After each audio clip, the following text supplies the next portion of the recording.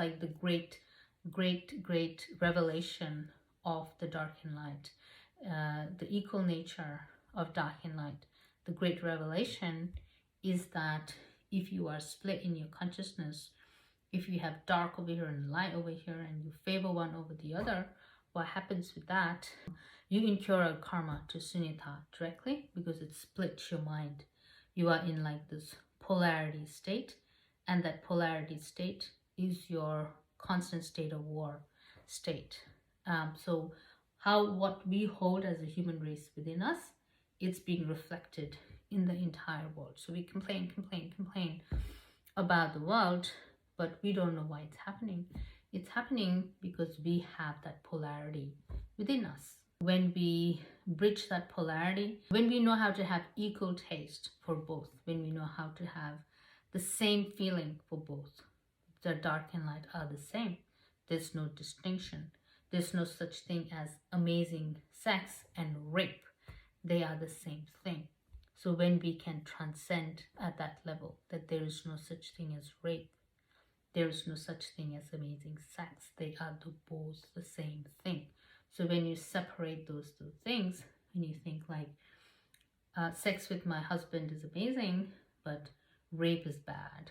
When you say that, for example, you incur a karma to Sunyata, because you have that polarity. You favor one over the other. You have to have the same taste for both. And if you do that, you're naturally protected, because you don't incur trauma. That's what like the science teach you, trauma. It doesn't exist. Trauma is Sunyata. You don't have the trauma. You don't have medication. You don't have fake imaginary trauma. And then you don't have to go to a therapist. You don't have to take medication. You don't have to do all that, because it doesn't affect you. So you're already protected naturally. If you don't do that, if you think like sex with your husband is good, but rape is bad, if you believe that, you incur a karma to Sunyata, because you split yourself in two. You favor one over the other. That's the great taboo teaching that people will find it very difficult to perceive and understand. But when they go to hell, they will experience worse thing than rape. They'll experience worse thing than suffering. They'll experience worse situations than anything at all we have on this earth. Sunyata, Father in heaven, is going to say, you thought rape was bad. You thought your war on this earth was bad. So when you go to hell, you realize all the things that we go through here is like nothing, like a regular day, like a regular, very boring day. It's like nothing. If you look at the larger picture in terms of Sunyata and how you could go to hell if you are in that polarity state, if you're split in dark and light, if you hold a strong radical opinion of high and low, like this same thing with the caste system. The Brahmins that put themselves above and put like the lower caste below them, is the same thing. Like how you say, oh, that's caste discrimination. How can you put other people below you? Everyone is equal. That consciousness or that mentality has to be transferred over into perceiving dark and light as equal. So I can say, how can you perceive dark as lower and light as better? That's discrimination. It's all the same. You have to apply it everywhere. That's the great danger that you have to worry about. Is like if you have that complete polarity split of dark and light, that's what's causing all the karma, the suffering, and all the problems that we have on this world, all our illusory families and our illusory achievements and our illusory hard work. All of that is happening because of like the polarity split, the dark and light split. And we have this day and night, sun and moon, dark and light system because of that. And it's spiritually part of our system.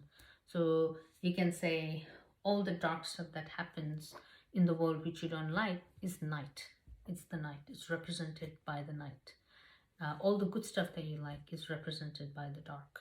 But they are equally there and you're part of both. So you're not like, you can check out when it's night and come back only when it's day. You have to be here in the night and day. Like you do not distinguish between night and day, you do not distinguish between dark and light. And all the things that you don't believe and you don't learn here, you will learn that in hell. You will learn that, like, you will have a higher, like, let's say, a more difficult spiritual training in hell to learn the same thing, because you don't get it and you're too stubborn. If you can do it on earth, you don't have to do the same thing in hell. You can just complete your spiritual awakening on this level. So this is the Hevajra Tantra, chapter 5, reality. Now I will teach the chapter on reality. In terms of intrinsic nature, there is no form and no one seeing it, no sound and no one hearing it, no smell and no one smelling it, no flavor and no one tasting it, no tangible objects and no one touching them, no mind and no mental factors. So that means everything is sunyata, zero, emptiness. One adept in yoga should always worship mothers and sisters, dancing woman, washerwoman, vajra outcast woman, and Brahmin woman. Applying the method of means and wisdom, the one who knows reality should worship continually. So this is talking about the great feminine energy of the Mother Tantra, the Prajna Paramita wisdom, and the wisdom of Sunyata that the feminine holds. They should be served with great care so that there are no breaches. Acting openly brings suffering from snakes, robbers, fires, and terrestrial beings. So if you breach a woman, or if you breach Sunyata, if you breach the feminine energy, and if you act openly, like if you do whatever you want, if you follow after your own mind and your own thoughts and your own intellect, then it will bring suffering from snakes, robbers, fires, and terrestrial beings. So you have to follow the correct method and follow the correct wisdom so that there are no breaches in emptiness, so that there are no breaches in Sunyata, zero, emptiness. Since he is a Buddha, possesses blessings, he is called the Blessed One. There are, it is said, 6 types of blessings, qualities such as majestic power, and so forth. Alternatively, he is called the Destroyer for destroying the Mara of affliction and the rest. So a Buddha is called the Blessed One because he possesses a lot of blessings that he can give to humans, he can give to beings. And he is also called the Destroyer because he destroys the Maras. He destroys like all your negative qualities. The 4 Maras of Buddhism, or the 4 beasts of the Hebrew system, is the same thing. So the Buddha is also one who blesses, the compassionate one, and also the one who destroys the Maras, that destroys the animal, the beast within you. The wisdom aspect is called mother, since she gives birth to beings. The wisdom aspect is called sister, since she points out distinctions. So she helps you realize what is good, bad, what path to follow, and she can guide you. She is called a washerwoman, daughter, and dancing woman. She is known as a washerwoman because she colors all beings. The wisdom aspect is also called daughter because of being milked for qualities. The wisdom aspect is called dancing woman because of her motion. O compassionate one, since the Blessed Lady is untouchable, she is called an outcast. Because like movement, you cannot touch the movement because the movement is always moving and you cannot keep it in one place. So you cannot grasp it, hold it. So it's always moving. So that's why she is called untouchable and outcast. So that's like your tantric version of untouchability. It's like you cannot touch it because she's always in motion, like she's always moving, coming and going. always moving, full of activity. So she never stays in one place, and she's always in motion, always moving. So you cannot bind her or hold her, or touch her, keep her in one place. So she's untouchable, ungraspable. So a lonely tree or a charnel ground is said to be the best for meditation, as it is a shrine to the matras at night, or mothers, or desolate and remote places. So all the bodhisattvas, like Buddha's bodhisattvas, they meditate lonely under the tree, and some meditate in the charnel ground to achieve enlightenment. So humanity will be doing the charnel ground meditation because it's the Mother Tantra. So we'll be doing the charnel ground meditation. So either lonely tree, which is like what Lord Buddha did, or charnel ground is best for meditation. The innate is of two types. The woman is called wisdom, and the man is called means. From that, there is a twofold distinction in both, corresponding to the revealed and concealed. So you can say, like, the man is the revealed and the woman is the concealed, because naturally we have the wisdom within us, and our action means that is revealed and it is outside and seen. And the wisdom is inside and hidden. The Holy Spirit is like the software that is inside and concealed and hidden. And our physical form, body, and our actions is the revealed, is the means of the masculine. The mandala should measure 3 cubits. With the addition of 3 thumbs, he should bring a divine vidya there, one who belongs to the 5 families. So it's like the 5 Buddha, 5 Takini family. Divine vidya is the wisdom. So someone of the 5 family they should bring to the mandala.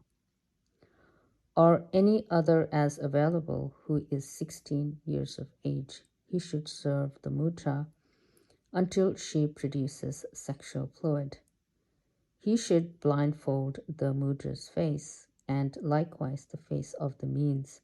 The disciple should be made to drink the product of their intercourse. At this very moment, the disciple's sensory range should be made to be of equal taste.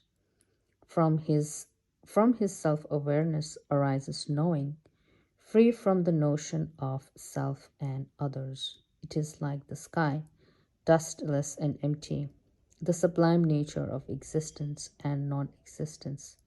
It is the perfect blend of wisdom and means, and a combination of desire and its absence. So over here, someone is made to drink the intercourse of 2 people just to realize that there is no self and others. So it is all the same. So this is the kind of taboo practices are done to deprogram the mind from self and others, that everything is equal taste, that nothing is good or bad, nothing is gross or tasty, everything is of equal taste. And it is free from the notion of self and others, and it is free from distinguishing good and bad. So this is the type of training, this is the type of tantric practices that train your mind, that is done by very advanced yogis, so to achieve the wisdom of equal taste, to achieve the wisdom of equality. Assuming the divine pride of Vajrasattva, with feet arranged in the Alita posture, the master should enter the mandala identifying with the 2-armed Hevajra. Bathed ritually pure, his body fragrant and adorned with various ornaments, he should assume divine pride with the sound hum hum, and be terrifying with the sound he he. After that reality is explained as pure and comprising knowledge, there is no distinction between samsara and nirvana, not even the slightest degree. During supreme pleasure, there is no cultivation or cultivator. There is no corporeality, no perceived and no perceiver. There is no flesh or blood, no feces or urine, no vomit, no delusion, and no purity or sacred thread. There is no desire, hatred, delusion, envy, greed, pride, or anything to be seen. There is no meditation or meditator, no friend or foe. The various things are the innate, free of conceit. I am existence and I am non existence. I am a Buddha because I know entities. Those who are ignorant do not know me, nor do those beset with sloth. So, people who are slothful and lazy do not know the Buddha. They're ignorant of the Buddha. They don't believe in the Buddha. And the Buddha is called the Buddha because they know entities, meaning that they know all the demons, they know all the fallen angels, humans, animals, they know everyone. And that's why they can train us so well. The Buddhas can train us so well because they know entities.